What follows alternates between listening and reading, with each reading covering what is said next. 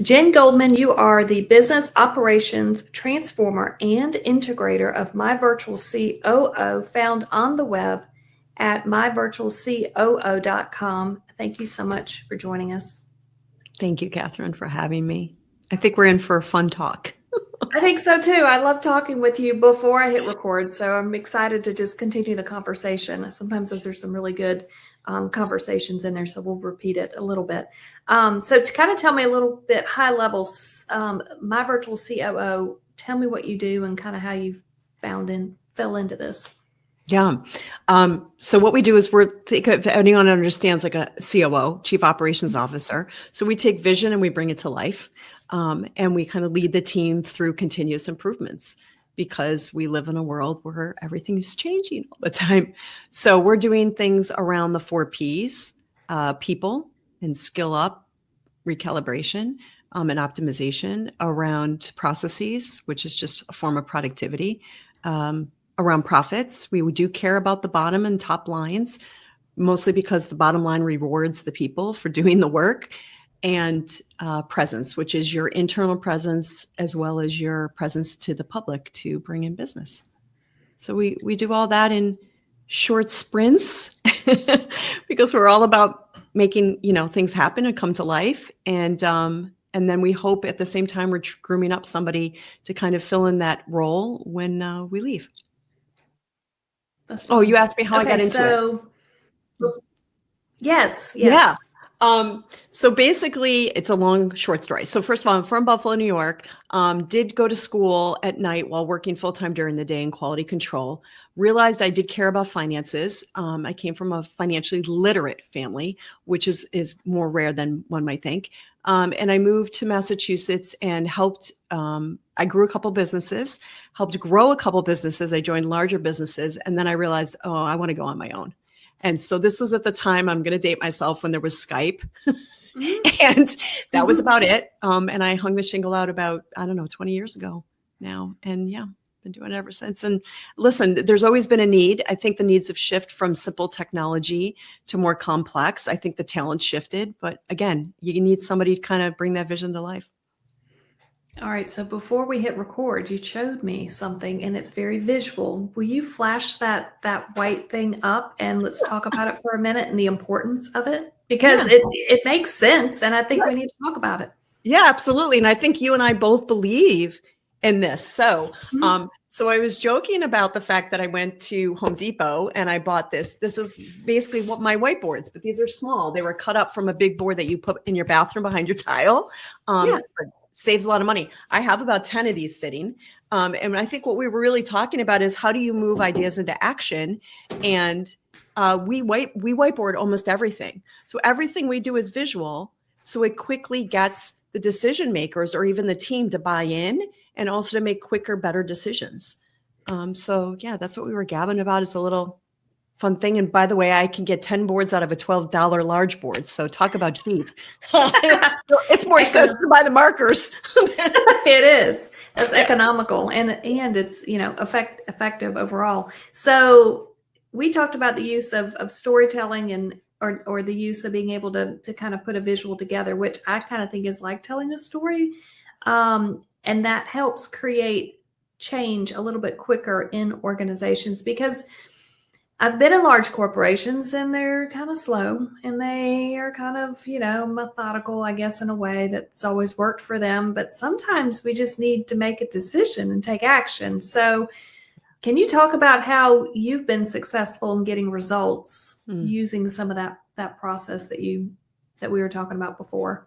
Yeah, we've been doing this for years, but we actually didn't know the science behind it. So now for those that are super intellect and need the science, what happens when you visualize? First of all, 65% of humans are visual learners. Okay, so that's something that's been surveyed and tested across the world. In addition to that, when you show a visual, it activates your prefrontal cortex, which is your calm part of your brain. And what it also does is it calms the flight or fight part of your brain. That's the amygdala. That doesn't get activated. So basically, when you're showing a visual, you're one, reaching more people because that's how they take in information. And two, you're bringing them into a state of calm, rational decision making.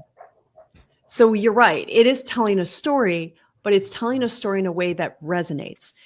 And the third thing I like about it is it's actually a form of documentation and accountability, Mm. right? So if you write something, it's like I joke the field of dreams, but like if you write, it will come alive. Mhm. It's the same deal, and you can let it sit. So, for example, we might be working with a business on recalibrating roles and responsibilities and looking for ways to automate and remove work so we have time to like rise up or learn something new or do, or breathe. Mhm. And if you said that verbally, people freak out like, oh my God, I'm going to lose my job. Oh my God, I'm not valuable anymore. Like, but if you actually document all the responsibilities on one chart together, and then you let it sit, like let people go into it another time, or you print it on a big poster paper in the office and let them walk away and come back, you get so much more buy-in and relaxation through it because you're letting people process information when they can. You're not, you know what I mean? Like some of us are good in the morning, some of us are good in the afternoon. Now it's people can process whenever they want. I call it marinating. I'll put things out and I'll just let people kind of marinate because, and when I work with people, if I have feedback, I'll say, is this a good time to provide it to you? And they may say no. And it's just because they're about to walk out the door to go pick up their kids, or they're running late for another meeting, and I'm not going to have their attention or the dialogue that I need to have because it's something that's important. So, just by asking them, is this a good time? Because it may or may not be. So when the paper gets hung on the wall, it may not be a good time, but they can go by and it'll be in the back of their mind, and they may sleep on it tonight and wake up in the morning, and sometimes they think it's their own idea that put it on the paper, and you're kind of like, it really wasn't your handwriting, but okay, if that's what's driving this forward, we can do this. So we can get buy-in, but everybody moves at different paces. Some people move faster than others, and that paper is just like a gentle reminder, just a little nudge to kind of come on, let's move it along if we can. Or they may come back and have ideas that kind of refines it even more that we wouldn't have thought about just by ourselves. So I like it. Yeah, because we joke about the cliche of Rome built in a day, but you can't do this with business. There's humans, and they have flow on their own pace and time. On the contrary, as we were you can't go that slow. Yeah. And I think that's, to be fair, why did I become, going back to why did I become a consultant? Because I watch businesses going too slow, losing great people, either through de-energizing, like they were there, but they weren't really working productively and caring about the business anymore, or they quit, right? I saw flattened type of revenues and profitability. And I'm like, I can't sit in one business and see this anymore. I didn't have the patience to watch the pain grow. So for me, I had to flip it in the storyline and say, listen, I got to come into a place where I can go at the pace that you need to go. And you may not love the pace, but you'll land up respecting everything that is done because it not only saved you, it pivoted you in the right direction of scalability. So I'm sure you would say the same about your clients. Like there's days when you may not love what we say. They, I get a lot of one-liners. They're like, oh, I know I should do it. You just said it.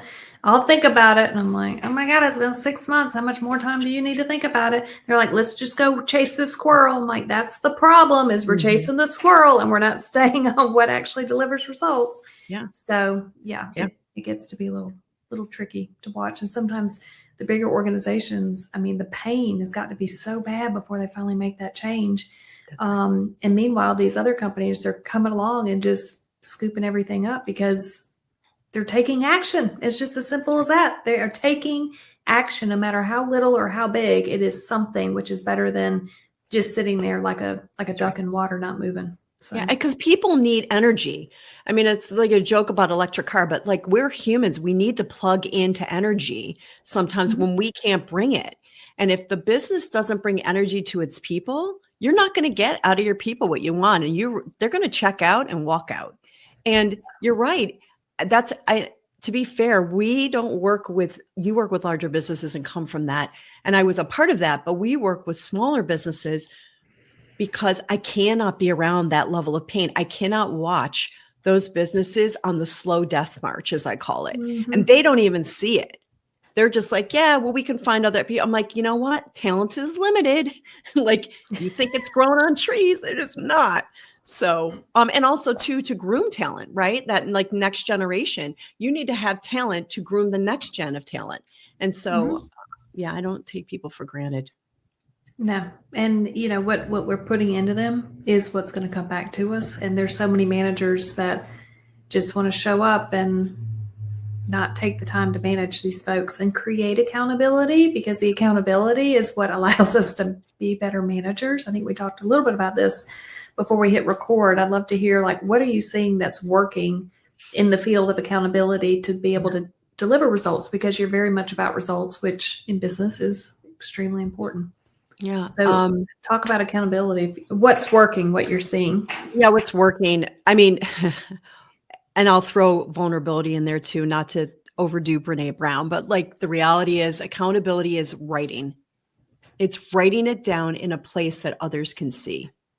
So for us, we are absolutely fanatical about the CRM or a project management system. I don't care what it is, the software. It has to be a software where you're writing the tasks, you're assigning them, you're putting a date on them.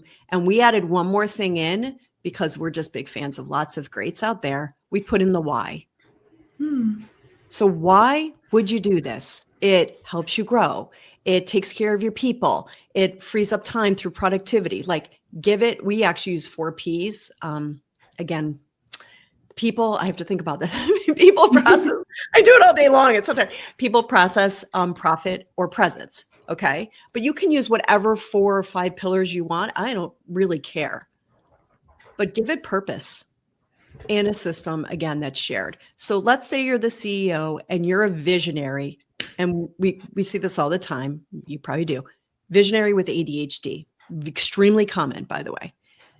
You still should be documenting. And so what works for them, because I think that's the most important. I think your COOs, your other C-suite, your staff, they're fine with the documentation. I think it's the visionary ADHD that has the trouble with it, and yet they have great ideas. So what we've done is a little duct tape move. We've given them a way to dictate into the CRM. So they can be walking the dog, driving the car, and dictating their thoughts. And it goes into a transparent system. Now, it goes into a system where others see, and that makes that CEO vulnerable. Like that it's still better. That's it is better than nothing. And we're getting that we're creating a little bit of change, moving them into that direction, which then they're going to begin to model what we need other people to do, which is just get it into the system. That's like the hardest thing, is just to get it in there. I remember working in corporate and banking, and they needed a better pipeline. They just needed people to put stuff in the pipeline is what they needed. They didn't need a better system. They needed the humans to put it into the system. And so I went out to go see customers, and they said, we need a better pipeline. I'm like, that's great. And they said, we don't want to use CRM. I said, okay, so what do you want? And they list all these features. It's the same thing as CRM. So I went back and I said, guys, we're going to relabel this thing. We're going to call it Bob. You're like, really? I said, yeah, just change CRM. We only got 3 initials there. We're going to change it to BOB. We changed it to BOB. We came back. We pitched it. The same thing. They said, oh my God, that is exactly what we want. And they started to use it. Oh my, that's amazing. Think about the mental, I don't know. They just had so many hurdles over the word CRM, and they didn't want to use it, but they needed these other things to happen. And it kind of I think this ties into what we were talking about earlier, which is like neuroscience. Yeah. And trying to get the way the brain is working to where we can just get someone to take action and to take a step forward. And if it just means we rename something because they have some trauma over what CRM used to be. That's right. We started talking about the neuroscience, and I never really drilled down to it. I think I've just made so many mistakes, and I just keep trying new things. And we were talking about neuroscience and how when we start to understand this a little bit better, it kind of makes sense. Can you share some of the things you've learned about the neuroscience lately that you're reading about? Or Yeah, well,